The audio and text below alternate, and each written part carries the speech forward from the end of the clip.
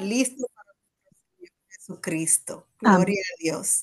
Así Quiero es. darle también la bienvenida hoy a Sandra Cruz, que no estoy segura quién es Sandra Cruz, pero bienvenida a esta clase. Que Dios te bendiga, Sandra. Nuestra hermana Luisa está aquí también, hermana. Y mi hermana Luisa, que Dios me la bendiga, que está por ahí con Wendy. Bendición. Ok, gracias, hermana, igualmente. Amén, Amén, amén. gracias. Sandra Amén. es una invitada mía. Oh, Glenny, ve, Glenny, señores, estamos haciendo lo que el mandato que nos manda el Señor, ir Ser por el discípulos. Evangelio y por el mundo y predicar el Evangelio, Amén. invitando Gloria a a otras Amén, personas. Jesús. Muchas gracias, hermana Glenny. Bienvenida, Sandra. Bienvenida, bienvenida a Amén, todas. gracias, bendiciones para todos. Bendiciones. Amén. Bienvenida. Amén. Dice en Isaías 7:14, por tanto, el Señor mismo os dará señal. He aquí que la Virgen concebirá y dará a luz un hijo y llamará su nombre Emmanuel. Emanuel. Emanuel. Eso, ese capítulo, todavía vamos a terminar el 6, que Johnny dijo que le faltaba un pedacito, pero seguimos con el 7. Así que sin más, le entregamos al ministro. Ya oramos, cantamos, así que de lleno a aprender. Que Dios te bendiga, ministro Johnny. Dios le bendiga, hermano. Qué emoción, qué bendición todos los miércoles, una vez más aquí, a trazar palabra, a aprender de nuestro Creador, ¿verdad que sí? Y qué bueno escuchar nombres nuevos, personas que se van añadiendo a la clase. Es una bendición, la verdad que es una bendición que cada uno de ustedes semanalmente tome de su tiempo para dedicárselo al Señor. Eh, Apocalipsis 3:20 dice, he aquí yo estoy a la puerta y llamo. Si alguno oye mi voz, abre la puerta, entraré a él y cenaré con él. Amén. O sea, qué invitación nos da el Señor aquí. Es algo impresionante, ¿verdad que sí? También en Mateo dice, benditos serán si a mi regreso lo encuentro cumpliendo firmemente con su deber. Es una bendición que el Señor tiene para nosotros, una promesa que Él dice que si a su regreso le encuentra a su siervo haciendo su palabra, pues mire, usted es salvo instantáneamente. Y debemos de anhelar todos los días el regreso de nuestro Señor Jesucristo, fielmente, caminar más cerca de Él, llevar palabras a otro, invitar a otro a escuchar la palabra del Señor. Eso es lo importante, ¿verdad que sí? Nosotros comenzamos este estudio con el libro de Apocalipsis, lo terminamos y ahora estamos en el libro de Isaías, uno de los libros más fascinantes de la Biblia. Y vuelvo y les repito, como digo siempre, al final del estudio de este libro, ustedes saldrán con un conocimiento que no habrá quien lo desvíe del camino del Señor. Y eso es el plan, eso es la meta, ¿verdad que sí? Que ustedes tomen esta palabra para ustedes y la lleven a otros. Porque primeramente tenemos que tomar las palabras para nosotros, ¿verdad que sí? No podemos decir, como dicen muchos por ahí, cuando escuchan una palabra, ah, pero mire, esta palabra era para mi amigo, o mi prima, o mi familia, o mi esposo, ¿verdad que sí? No, esta palabra es para usted que la está escuchando. Y usted debe de llevarla a su vida, cumplir con ella y después dársela a otro. Hoy vamos a continuar con el capítulo 6. La semana pasada no pudimos terminar el capítulo 6 y vamos a entrar después al capítulo 7. Y si Dios quiere, seguiremos al 8. El capítulo 7 es, como leyó la hermana Yani ahora mismo, es fascinante. Es Dios con nosotros. Y el profeta Isaías ahí narra claramente quién es Emmanuel, quién es Dios, quién es Jesucristo, ¿verdad que sí? Continuando con el capítulo 6 y el versículo 8, en el versículo 8 Isaías oyó la voz del Señor. Dice que decía, ¿a quién enviaré? Dice, ¿y quién irá por nosotros? Entonces respondí yo, Isaías, heme aquí, dice Isaías, envíame a mí. Heme aquí, envíame a mí. Esa es la respuesta que el Señor espera de cada uno de nosotros. Y Él nos va a preguntar, ¿a quién enviaré? Entonces nosotros tenemos que tener los oídos parados espiritualmente para contestarle, heme aquí, envíame a mí, yo haré la misión. Cuando estamos cerca del Señor, siempre escuchamos al Señor y oímos lo que Él dice, pero tenemos que estar cerca de Él. Isaías aquí estaba cerca del Señor, aquí en el templo y oyó las palabras. Notemos que la pregunta no está dirigida a importantes rangos de seres angélicos. Ningún serafín ni ningún ángel aquí se ofrece. El Señor Dios tenía un hombre en mente y lo estaba preparando para su propio uso. Observemos el fraseo en el versículo 8 que dice, cuando el Señor Dios dice, ¿a quién enviaré? ¿Y quién irá por nosotros?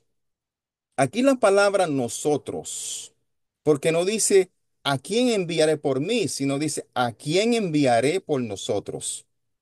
Nosotros aquí es plural. Y Dios Padre, Dios Hijo y Dios Espíritu Santo son todos ellos revelados en esa palabra llamada nosotros. ¿Y qué vio Isaías allí en el templo? Realmente vio la manifestación del Hijo de Dios. Isaías se ofrece voluntariamente cuando había sido limpiado y tocado por el Señor Jesús. Estaba listo para recibir el llamado y el llamado siempre llega en un modo distinto. Hermanos y hermanas, Dios siempre nos llama y si aparece a nosotros, sí escuchamos, porque Él está ahí. Es nosotros algunas veces que estamos metidos en el ruido del mundo, en los quehaceres del mundo, y nos olvidamos de escuchar la voz del Señor. Yo siempre le digo, saquen sus 5 minutos con Dios. Saquen sus 2, 3 minutos con Dios, donde usted solamente le diga al Señor, Señor, habla que yo te voy a escuchar. Habla que yo solo quiero escucharte. Y en ese silencio, en ese desierto, usted va a escuchar la voz del Señor, porque Él todavía le habla a su pueblo. Un hombre siente un llamado de Dios. El llamado es la necesidad y la necesidad es el llamado. Y esto es siempre cierto en las Escrituras. Isaías aquí se ofreció voluntariamente y siguió adelante 50 años de predicación y profecía. En los versículos 9 y 10, en este pasaje, el Señor dice a Isaías, anda y di a este pueblo, oí bien y no entendáis. Ve por cierto, mas no comprendáis. Engruesa el corazón de este pueblo y agrava sus oídos y ciega sus ojos, dice Isaías, para que no vean con sus ojos, ni oigan con sus oídos, ni su corazón entienda, ni se conviertan y haya para él sanidad. Eso es algo fuerte que el Señor dice ahí, ¿verdad que sí? Cuando los serafines llegaron y limpiaron a Isaías, e Isaías se ofrece voluntario para el servicio de Dios, el Señor dijo, anda, le dice el Señor. Isaías debía dar al pueblo el mensaje del Señor aquí, ¿verdad? Pero el Señor dijo en estos 2 versículos que ellos no irían, ellos no verían, ni ellos entenderían. Parece extraño y triste que el profeta Isaías sea enviado a personas ciegas, a personas sordas, duras de corazón, y sin embargo podemos decir con seguridad que Dios nunca endurece corazones, que de otro modo estarían tiernos. No, Él no ciega los ojos de quienes quieren ver. Esto puede compararse con llevar una brillante luz a un granero oscuro en la oscuridad.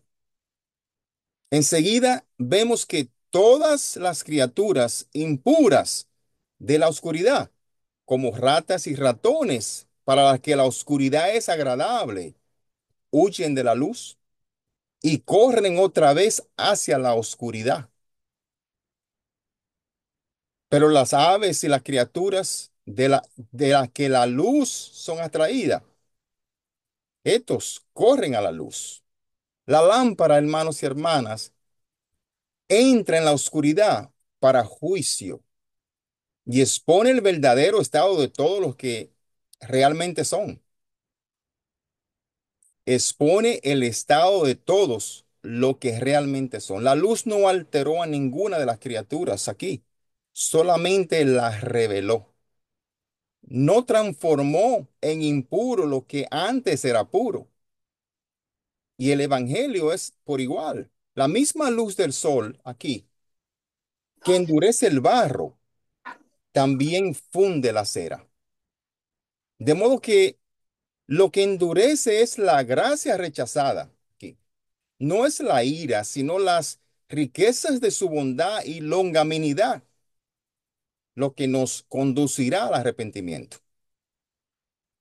Si la bondad es rechazada y despreciada, entonces el corazón se endurece y aumenta el enojo hacia Dios. Aquí hay tres palabras. Dice, ay, he aquí y anda. Ay, he aquí y anda. Quiero destacar tres palabras antes de continuar con este pasaje.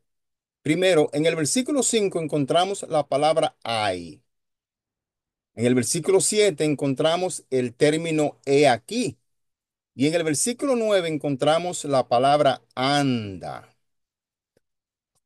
Este es el modo en que Dios obra. Normalmente en nuestras vidas hay, he aquí, anda. Los versículos 11 al 13, Isaías conoce las condiciones del corazón de Judá. Y en el versículo 10 vimos que el Señor Dios le dijo que Judá no entendería, no vería y no percibiría, o no escucharía. De modo que Isaías clamó en gran voz, ¿hasta cuándo? Dice Isaías. ¿Hasta cuándo este pueblo te va a dar la espalda? La desolación estaba cerca, como vemos en el versículo 11. El Señor dirigió a Isaías a decirle al pueblo, hasta que las ciudades estén asoladas y sin morador, no haya hombre en las casas, la tierra esté hecha un desierto. Isaías debía hacer todo lo posible por alcanzar al pueblo mientras estuviesen presentes y fuesen capaces de oírlo. Y antes de que llegaran una catástrofe como la que llegó, la cautividad de Judá. Observemos que incluso mientras Dios describe el destino de Judá aquí, también inserta una nota de misericordia. A pesar de cuán aterrador pudiera ser el futuro de Judá aquí, el Señor promete no olvidarse nunca de su remanente fiel. A pesar de cuán aterrador pudiera ser el futuro del mundo hoy en día, hermanos y hermanas, el Señor promete no olvidarse nunca de su remanente fiel. Aquí se denomina décima parte y simiente santa al remanente. En el versículo 13, Dios trataría con bondad, dice, al remanente fiel. Días, horas, segundo. Dice que esto sucedió en los días de Edras y Nehemías, y esto sigue siendo cierto en el presente. Él recordará su antiguo pacto con Israel y le está llevando otra vez a un lugar de bendición. En nuestra época se aplica esto mismo. El juicio sin duda caerá sobre quienes rechazan al Señor Jesucristo. Y no importa que sean judíos, no importa que sean gentiles, no importa aquellos que dicen que son iglesias. Si rechazan al Señor Jesucristo, el juicio caerá sobre ellos. Ahora sabemos que nuestro Señor regresará por sus santos. Sin embargo, Él es siempre fiel al remanente en nuestro tiempo, el cual es la iglesia. El remanente fiel de los últimos tiempos es la iglesia. Y es importante volver a enfatizar la importancia de las palabras décima parte y regreso aquí. Aquí vemos que Israel nunca perecerá totalmente. Nunca perecerá totalmente más que una semilla viva. Parece cuando es enterrada en la tierra. Y finalmente puedo decir aquí que esa semilla, el germen de vida dentro de la semilla hace que sobreviva, aunque su cascarón externo a menudo quede disuelto. Aquí la figura retórica utilizada en el versículo 13 indica que aunque un roble que ha sido cortado aún tiene vida en sus raíces y brota un tronco, y en ese tronco el árbol sigue viviendo. Ahora, todo depende del principio de vida que esté en ese tronco arraigado. Por lo tanto, otras naciones, como hemos visto, quizá pasen por completo a la historia y no lo hacen porque carecían del germen de la vida. Pero para Israel, la simiente santa ha sido prometida y ha sido perpetuada como nación. Y este es el germen de vida del tronco arraigado, el cual es Dios. Dios prometió en su anterior pacto con Israel que Israel nunca desaparecería, que Israel estaría para siempre con él. Aunque le han dado la espalda, es su pueblo. Y él dice que él nunca le dará la espalda a su pueblo. Cuando entramos al capítulo 7, terminando el capítulo 6, este es un capítulo fascinante.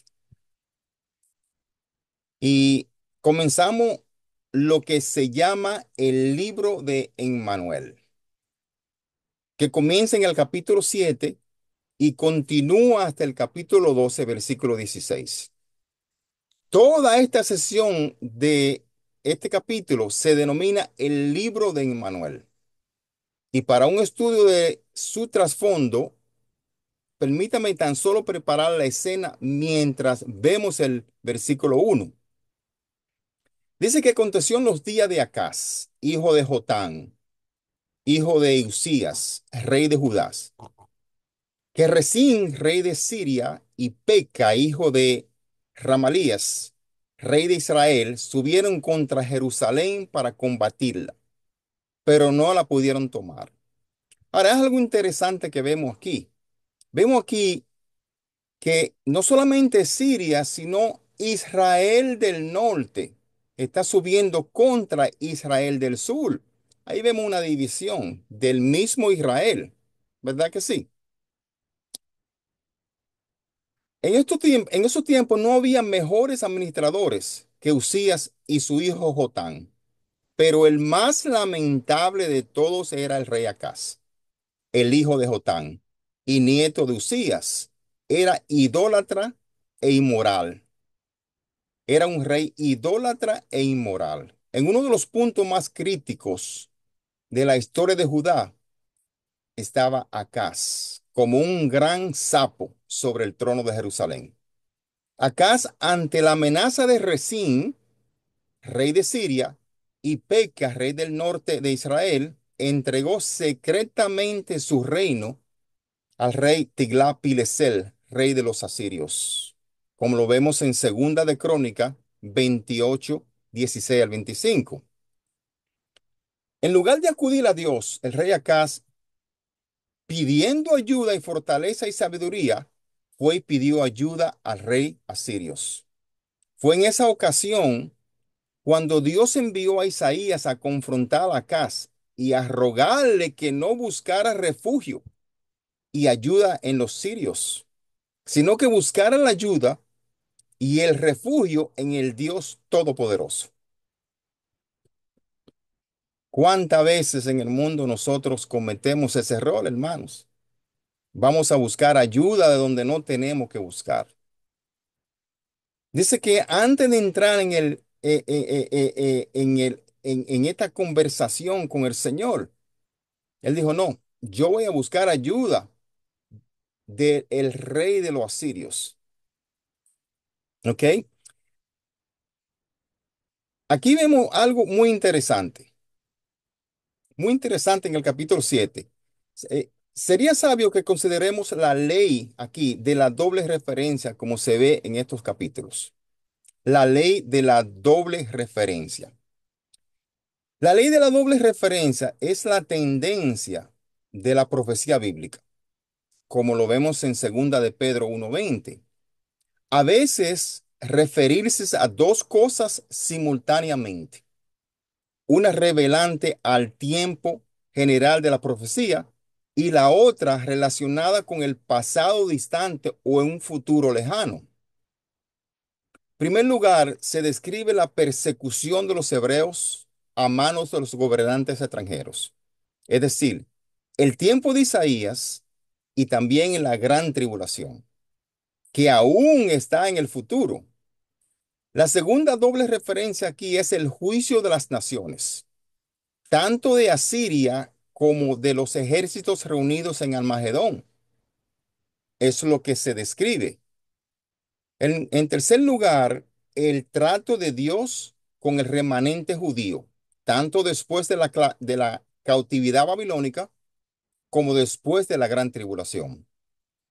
Y en cuarto lugar, la llegada del Mesías, tanto su nacimiento virginal como su futuro regreso a la tierra en gloria. Esto se describe de forma gloriosa. El libro de Emmanuel, como es llamado así porque trata largo y tendido del Mesías, que sin duda es Dios con nosotros, lo vemos en el capítulo 7. Comienza con los dos enemigos. Siempre han estado ahí de forma independiente contra Judá, que ahora se unen y avanzan a Jerusalén. Dice que se difundió la noticia de este avance, no exactamente al rey Acaz en persona, sino en el versículo 2 a la casa de David, que él representa. Al llegar la noticia al corazón de Acaz, dice que se estremeció y el corazón de su pueblo, dice que se estremeció como los árboles del monte a causa del viento. En el versículo 2, en otras palabras, se llenaron de terror y temblaron porque venían dos fuertes enemigos a invadirlos. Cuando vemos en el versículo 3, el Señor le habla directamente a Isaías y le dice, sal ahora al encuentro de Acaz, tú y Seal-Jasú, tu hijo. Dice, ve al extremo del acueducto del estanque de arriba y en el camino de la heredad del lavador. Notará que el Señor le da a Isaías el detalle en cuanto y a dónde debía encontrarse con Acaz. Eso no es de sorprendernos. El Señor cuando da instrucciones le da exacta, exacta. Solamente tenemos que escuchar. Aquí casi de preocupadamente se menciona al hijo como el muchacho. Ni dijo ni hizo nada. Todo el significado del muchacho es su presencia. Tenía que estar en el nombre, no en otra cosa, porque él no hizo ni dijo nada. El nombre Seal Hasú, como dijimos anteriormente, significa un remanente regresará. Y es claramente el versículo con las últimas palabras del capítulo anterior que dice, y si quedare aún en ella la décima parte, esta volverá. Isaías 6:13. Así que el hijo del profeta es una señal aquí del cumplimiento de la palabra del Señor dado al profeta. Notemos las palabras en el versículo 3 con respecto a dónde tenía que verse Isaías con Acaz. Dice, debía reunirse con él en el extremo del acueducto del estanque de arriba, en el camino de la heredad del lavador. Ahora bien, ¿qué significa todo esto? Isaías tiene que ir hasta el final del suministro de agua, donde salen las aguas vivificantes que llegan a Jerusalén. Este suministro de agua viene del mismo significado que el Altísimo y es el estanque de arriba. Esto tiene todo el sentido porque solo Cristo es el acueducto o el canal por el que la bendición de Dios puede llegarnos a nosotros. El lugar estaba al extremo del acueducto. Cristo es el antitipo de este acueducto. No en su encarnación al nacer de la Virgen o en su vida, sino solo cuando fue resucitado de la muerte.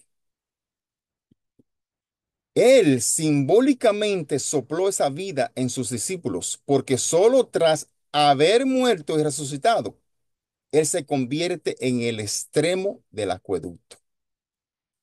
Todo esto señala a Cristo como el agua de vida, como lo vemos en Juan 4, del 6 al 14. La heredad del lavador. Ese era donde se lavaban las vestiduras y se convirtió en un lugar de limpieza. En el versículo 3 también encontrará la frase en el camino de la heredad del lavador. El camino es una senda claramente definida al alcanzarse sobre la tierra, del alrededor para que las personas puedan caminar, ¿verdad que sí? Se destaca que el camino está elevado y por lo general era cuesta arriba, porque dice en el camino de la subida, como lo vemos en Primera de Crónica 26:16. Por lo tanto, si el acueducto es el camino por el que descienden las aguas de la bendición, el camino elevado es el sendero limpio y santo que sube hasta la fuente de toda bendición. Y esto lo vemos en Proverbios 16:17, que nos da una verdad más clara y moral cuando dice, el camino de los rectos se aparta del mal. Después otra vez encontramos en Isaías 35:8, dice, y habrá allí calzada y camino, y será llamado camino de santidad. La lección aquí es que la bendición de vida, hermanos y hermanos, desciende en la gracia soberana y es el acueducto. La vida recibida es ascendente por la senda del camino alto. Nuestro Señor es tanto el camino alto como el acueducto y también el que limpia al lavador. Cuando el Señor da instrucciones, Él la da de acuerdo a sus planes, no a la de nosotros. Tengamos eso en cuenta siempre. Algunas veces queremos tomar las instrucciones de acuerdo a nuestros planes y no es así. Tenemos que pedirle al Señor el don de escuchar sus instrucciones directamente. Aquí vemos una parte del reto de la declaración de Isaías a Acaz. Esta declaración había comenzado en el versículo 3. Y después Isaías se le dice a Acaz, y dile, guarda y respósate. No temas, dice, ni se turbe tu corazón a causa de estos dos cabos de tizón que humean. Estos dos cabos de tizón que humean por el ardor de la ira de Rezín de Siria y el hijo de Remelías de Israel del norte. Dice, ha acordado maligno consejo contra ti el sirio, con Efraín y con el hijo de Remalías, diciendo, vamos contra Judá y aterroricémoslas y repartámosla entre nosotros. Aquí hay dos reyes que quieren destruir la Judá, quieren destruir la Jerusalén. Y el rey Acab, esperando buscar ayuda, no de Dios, no de Dios. Por lo tanto, Jehová aquí, el Señor dice así, no sustituirá ni será, porque la cabeza de Siria es Damasco y la cabeza de Damasco Rezín. Y dentro de 75 años, dice el Señor, Efraín será quebrantado hasta dejar de ser pueblo. Y la cabeza de Efraín es Samaria, y la cabeza de Samaria, el hijo de Remalías. Si vosotros no creyereis de cierto no permaneceréis, como dices en los versículos 4 al 9. Acaz ve dos ejércitos victoriosos aquí, que avanzan hacia él. Pero el Señor Dios dice básicamente, no, ellos solo son dos cabos de antorcha que están a punto de extinguirse juntos. Son solo humo sin llamas. Eso nos trae a nosotros a pensar algunas veces en los problemas que la vida nos trae. Y algunas veces el Señor nos dice eso mismo, no te preocupes, que solo son dos cabos que humean. Si nosotros escucháramos la voz del Señor en esos momentos, echaríamos esos problemas al lado. Se lo daríamos a Él como hizo aquí. Acab quería creer en el Señor, entonces tenía que mirar. Si Acab quería creer en el Señor aquí, él entonces tendría que mirar 75 años más adelante. Y uno de sus enemigos cesaría de ser un pueblo y el trono lo tomaría uno que sería llamado hijo de Tabel, como dice en el versículo 6.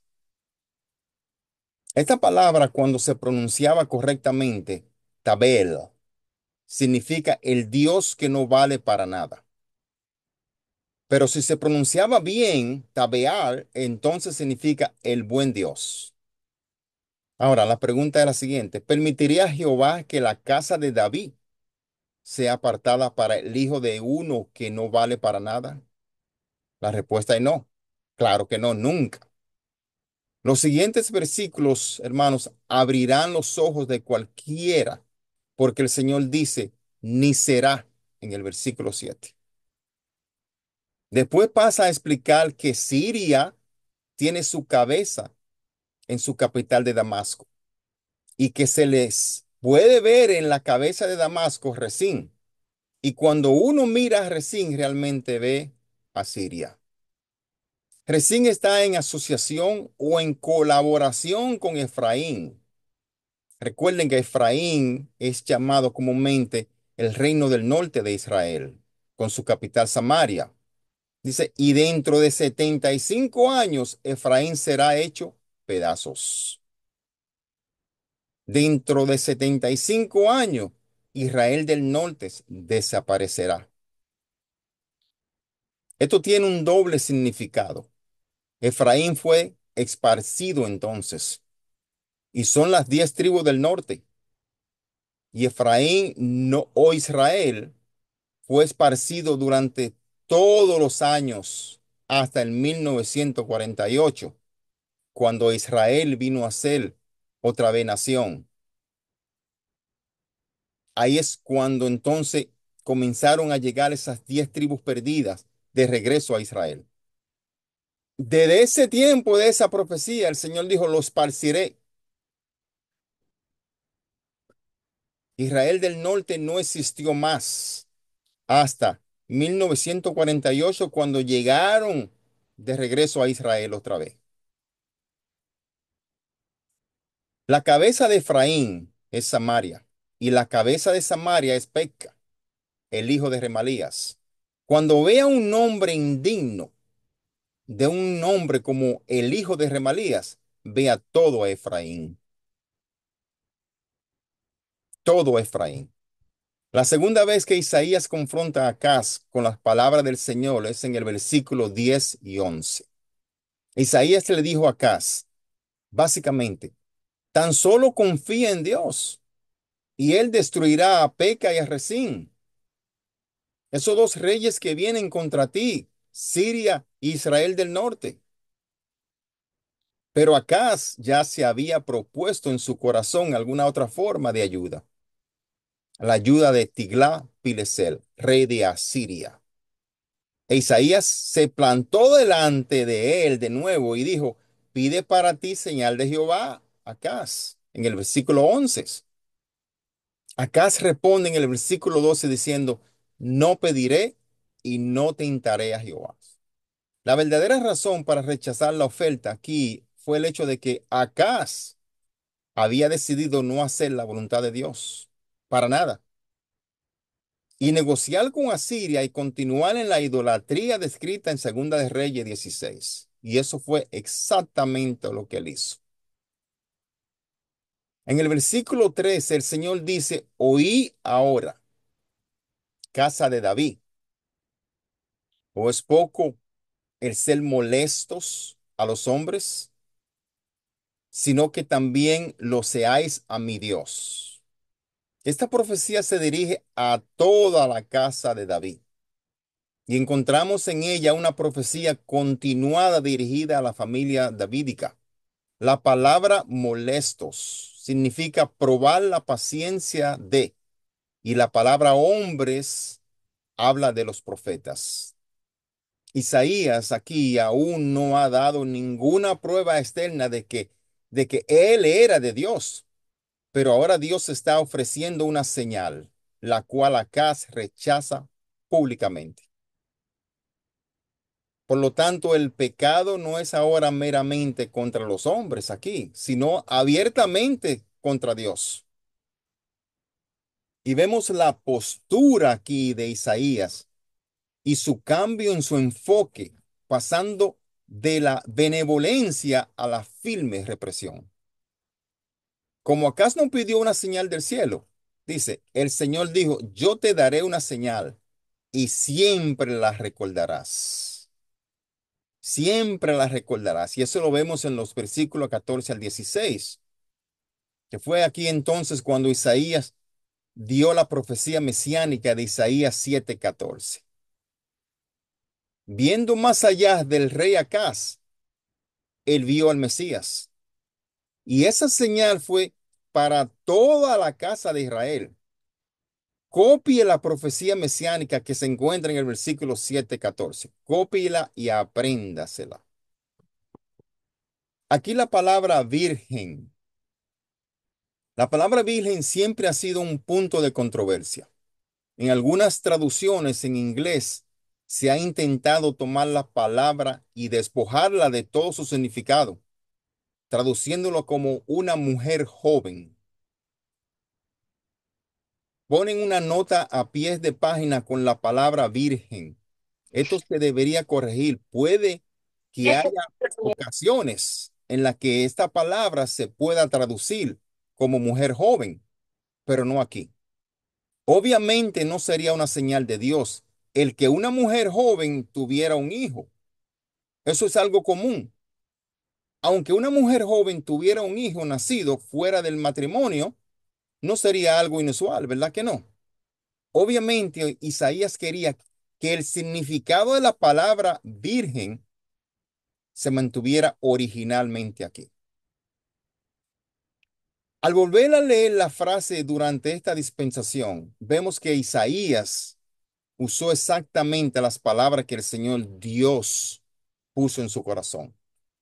Y que 750 años después de su predicación, su predicción, la profecía se cumplió, como lo vemos en Mateo 1:23. Por este pasaje vemos que queda fuera de lugar cuestionar la profecía de Isaías de un Mesías. Por fe, la señal es Jesucristo y solo Jesús. Cuando consideremos el contexto de que hubo una señal de que se ofreció a pesar del pecado de Acaz, entonces consideremos la aparente conexión estrecha entre el versículo 14 y el versículo 16. La profecía superficialmente leída parece dar a entender aquí que antes de que el hijo de la Virgen supiera cómo rechazar el mal y escoger el bien, es decir, aparentemente, antes de que Emmanuel hubiera llegado a la edad de poder ejercer esa discreción, tanto Siria como Efraín serían devastadas, destruidas. Y es de esta devastación que el nacimiento sobrenatural del niño sería una señal. Siempre hay un significado en la profecía del cumplimiento, casi presente y del cumplimiento final lejano. En este caso, debe haber habido un cumplimiento histórico cercano para Acaz mismo, ¿verdad que sí? Esto es cierto aquí en el caso porque en el siguiente capítulo encontrará el cumplimiento inmediato en el nacimiento de un hijo de Isaías y la madre, la profetisa, a quien estudiaremos en el capítulo 8. Pero no se llamó Emmanuel, no. Este es el cumplimiento cercano, pero de ninguna manera cumple los requisitos del versículo 14 y 15. Este niño del capítulo 8 no fue llamado Emmanuel, así como ningún otro niño ha sido llamado jamás por ese nombre, sino que el niño del capítulo 8 fue llamado Maher Shalá Abbas, hijo de Isaías, que significa veloz para destruir o la recompensa se apresura. Bajo la dirección divina del Dios Todopoderoso, hermanos y hermanas, el nombre del niño que iba a nacer de una virgen sería Emmanuel, que significa Dios con nosotros. Nunca ha habido otro niño al que se le haya puesto este nombre, como dije anteriormente. Aunque es cierto que muchos niños han sido llamados Jesús, no fue ni es hasta la fecha un nombre poco común. De hecho, Josué es una forma del nombre, pero este niño significa Dios con nosotros o Salvador. Es la manifestación de Dios mismo. Y no debería haber énfasis alguno en la mamá aquí, salvo que era virgen. No debería de haber énfasis alguno en la mamá, aunque salvo que era virgen. Se convirtió en la madre de la humanidad de nuestro Señor Jesucristo.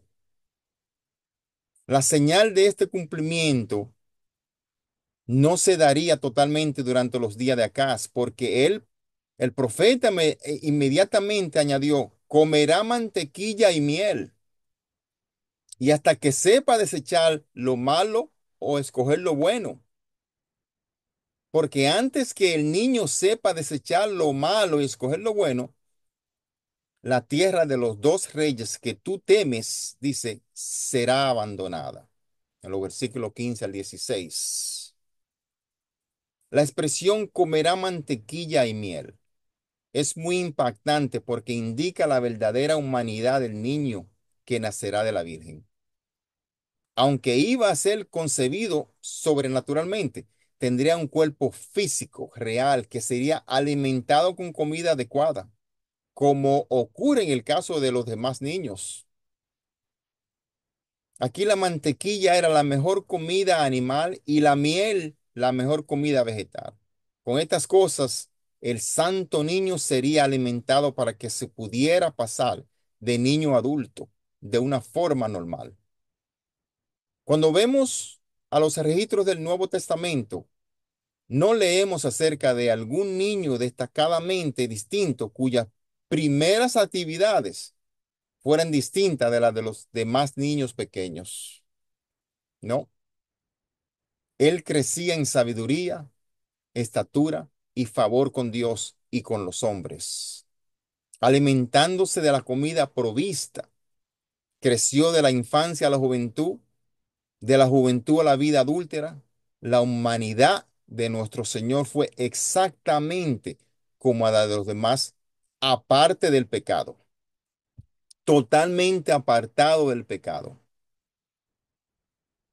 No olvidemos el significado inmediato de esta profecía bosquejada en el capítulo 8 por el hijo de Isaías y el significado profético que llegaría cientos de años después mediante el Señor Jesucristo al nacer de una virgen.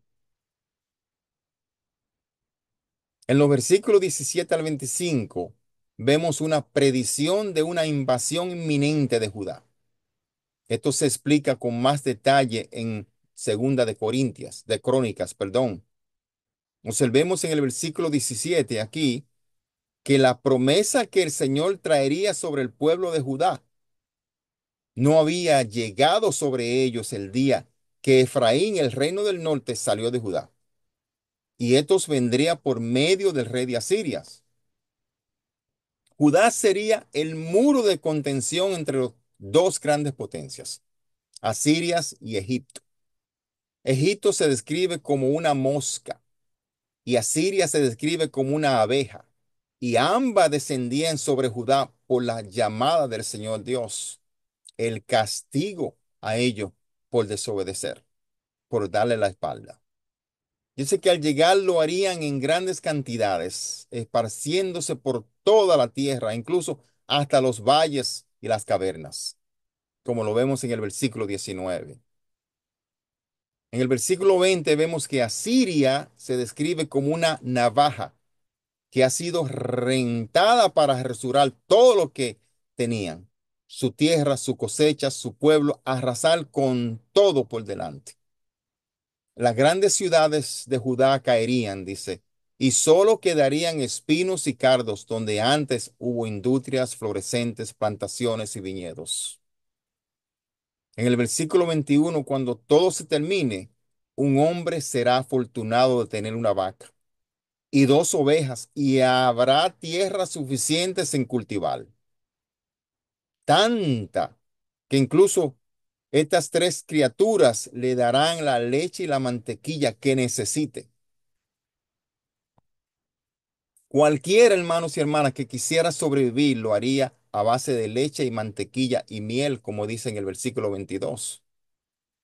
Judá será destrozada en este día, porque donde había viñedos, donde las vides valían 1,000 siclos de plata o unos 25,000 centavos, 25 centavos, la tierra sería cubierta de cardos y espinos, los cuales reemplazarían las uvas. Estos cardos y espinos se convertirían en una jungla para la bestia salvaje, como verá en el versículo 24. Este es el gran castigo de Dios a Jerusalén, a Judá, al rey Acaz, por no confiar en él, por darle la espalda. Esta profecía aquí no solamente narra la destrucción de ese pueblo en ese tiempo, pero también narra la profecía de los últimos tiempos, de la gran tribulación. Hermanos, con esto concluimos el capítulo 7. Son las 7:54. Vamos a darle unos minutos para preguntas. La semana que viene continuaremos con el capítulo 8, capítulo 9 y, si Dios lo permite, capítulo 10. Le exhorto, le pido que lean capítulo 8 y capítulo 9, por lo menos para la semana que viene. Gracias y el Señor les siga bendiciendo a todos ustedes. Amén, amén. Muchísimas gracias, ministro. Como cada semana, mucha información, pero felices de poder seguir aprendiendo. Damos gracias a Dios por tu vida y por ayudarnos a aprender. Amén. Como siempre, lo que más me tocó en el capítulo 6 es que como Isaías no se sentía digno en el capítulo 6 cuando él dijo que él era inmundo de labios. Pero entonces después vemos cómo él fue transformado. Eso a mí me impactó mucho, cómo él fue transformado. Y en el 6:8, cuando él dijo, heme aquí, envíame a mí. Al principio no se sentía digno, pero después ya esa transformación de Dios hacia él, y ya él estaba listo para cuando Dios lo llamó. Eso me impresionó mucho. Y en el capítulo 7, estaba mirando cómo el rey Acaz estaba lleno de soberbia, de orgullo. Él buscó ayuda de todos menos de Dios. No quería que Dios lo ayudaba porque no confiaba en él. Y cuando dice, si no creéis, no permaneceréis. Porque es que si no confiamos en el Señor, no vamos a permanecer. Él no confió y buscó ayuda de todo menos de Dios. Y cuando tuvo la oportunidad, seguía lleno de soberbia el rey Acaz. Y yo creo que nosotros debemos de confiar en Dios, porque el secreto de nosotros estar bien y el éxito de nosotros los cristianos es aprender a confiar y depender de Dios. Porque si dependemos de Dios y confiamos de Él, vamos a tener una vida plena. Vamos a tener una vida plena, vamos a tener fe. Porque cuando dependemos de Dios, eso es tener fe en Él. Y es la certeza de lo que se espera y la convicción de lo que no se ve. Llenarnos de fe. Esas fueron las cosas que más a mí me impactaron de estos dos capítulos. Ahora tenemos abierto el tiempo. Si tienen alguna pregunta, creo que estaba viendo por ahí, pusieron un comentario, una pregunta. Yo tengo una duda. Adelante, hermana. Sí, en el capítulo 7, versículo de 10 al 12, que dice que habló también Jehová acá diciendo, pide para ti señal de Jehová, tu Dios, demandándola ya sea de abajo en lo profundo o de arriba en lo alto. Y respondió acá, no pediré y no tentaré a Jehová. O sea que no entiendo eso. ¿Por qué acá, cuando Jehová le pide a él que diga lo que le está diciendo, y él dice que no pediré y no tentaré a Jehová? Eso estoy un poco dudosa entre esa, o sea, no dudosa, no entiendo por qué esa respuesta de acá, cuando él dice que no tentaré a Jehová. Recordemos que fue uno de los peores reyes de Israel. Y Acaz tenía el corazón endurecido. Eras un rey pagano prácticamente, que no creía prácticamente en el poder de Dios. Lógico, era hijo de un rey el cual seguía los mandatos de Dios al pie de la letra. Y de repente viene este rey, este hijo de Jotán, y de repente no crees en el poder de Dios. Tenía el corazón duro. O sea, él veía al rey de Asiria, Tiglat-Pileser, como el Dios de él. Entonces, eso es lo que pasa cuando nosotros endurecemos el corazón al Dios real, cuando nos olvidamos de quién es Jehová. Entonces, ya no vemos, ya no tomamos las decisiones correctas. E Isaías se le implantó frente a él, le dijo, pide señal de abajo o de arriba, porque solo Dios te va a ayudar. Y él no quiso, porque ya el corazón estaba endurecido. Entonces por eso que él dice, no pediré y no temeré y no tentaré a Jehová. Es el caso. Ese es el caso. Oh, ok. Pues muchísimas gracias, señor Amén. ministro.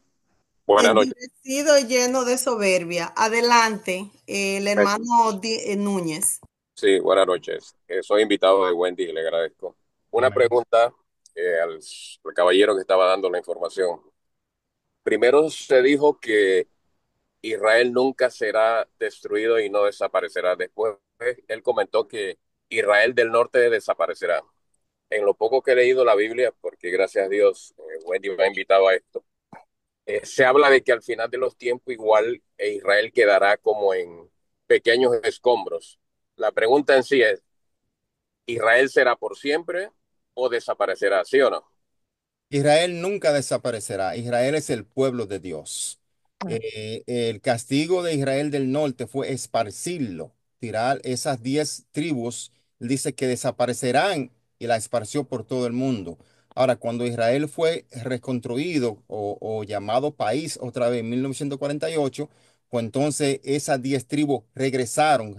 Recordemos que quien se quedó ahí fueron las dos tribus, la tribu de Judá y la tribu de Benjamín. Las otras 10 que pertenecían a Israel del norte desaparecieron por completa. Pero Israel como nación nunca desaparecerá como pueblo de Dios, porque él dice que él en los últimos tiempos, él comenzará a trabajar con su pueblo y lo traerá a esa salvación otra vez. Cuando nos referimos a Israel, ¿nos referimos al pueblo de Israel o a Israel así como el terreno, el territorio? ¿Cuál de Bueno, los dos? a su pueblo, su pueblo.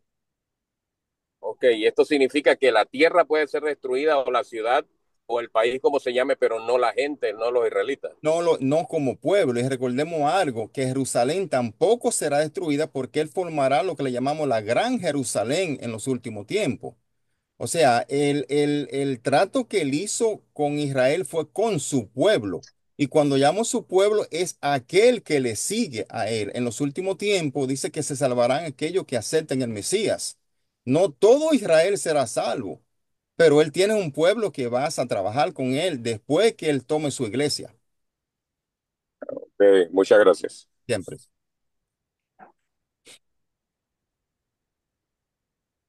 Muchas gracias, ministro. ¿Alguien más tiene alguna otra pregunta? Hermana Ramona, ¿tiene alguna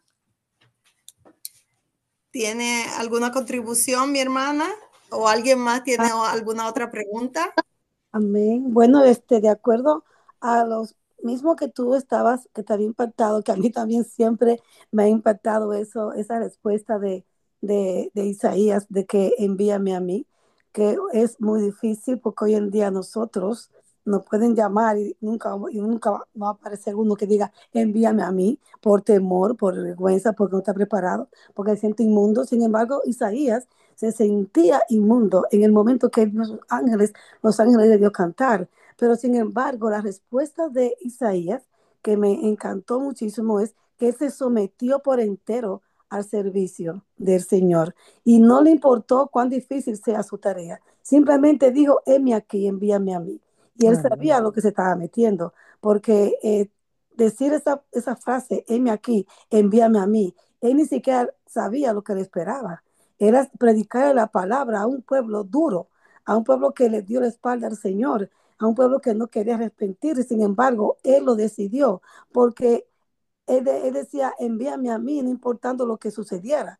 Fue necesario, inclusive, el doloroso proceso de limpieza antes de que Isaías pudiera cumplir la tarea para la que Dios lo llamaba. Así nosotros hoy en día vamos a pasar por pruebas difíciles, vamos a pasar por fuego para nosotros poder ir y predicar las palabras, porque es muy fácil decir yo soy cristiana, pero en el momento que te manden a ti a predicar la palabra a países difíciles, ahí como pasó con Isaías, que él no sabía lo que se estaba metiendo, pero aún así lo aceptó. Aún así le dijo, Señor, heme aquí, envíame a mí. Él tuvo el coraje y esa valentía de decir, envíame a mí. A él no le importó a qué iba a hacer. Y solamente confió, solamente dedicó su vida al servicio del Señor. Y él sabía a la tarea que Dios lo estaba llamando. Y antes de aceptar ese llamado de Dios para hablar de Él, a los que nos rodean, debemos estar limpios, como Isaías, confesar nuestros pecados, someternos al control de Dios. Quizás resulte doloroso que Dios nos purifique, pero es necesario a fin de poder representar verdaderamente a Dios, el cual es puro y es santo. Porque muchas veces piensan que ser cristiano, eso es fácil. No, no es fácil, hermano. Ser cristiano creo que es más difícil que una carrera de medicina o de arquitectura, porque el ser cristiano es constante, es tu mantenerte firme, es tu mantenerte fiel al servicio de Dios, no importando donde Dios te mande, así como Isaías lo hizo. A él no le importó donde Dios lo va a mandar, pero él dijo, heme aquí, Señor. Nosotros estamos dispuestos a decirle, heme aquí, Señor, envíame a mí.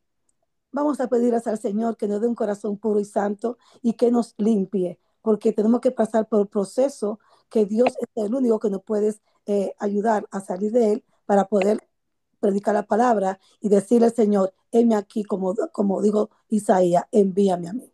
Amén. Amén, amén. ¿Tienen algo, alguna otra pregunta? tengamos algo presente siempre. A los hombres que el Señor llamó, ninguno se estaban preparados.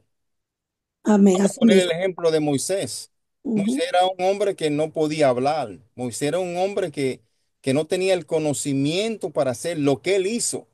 Cuando el Señor te llama, eso significa que el Señor te vas a preparar. Sí mismo. Amén. Tienes que tener la fe en el Señor, decirle, Señor, yo no estoy preparado, pero envíame a mí. Eso significa, prepárame a mí, que estoy listo para tu servicio.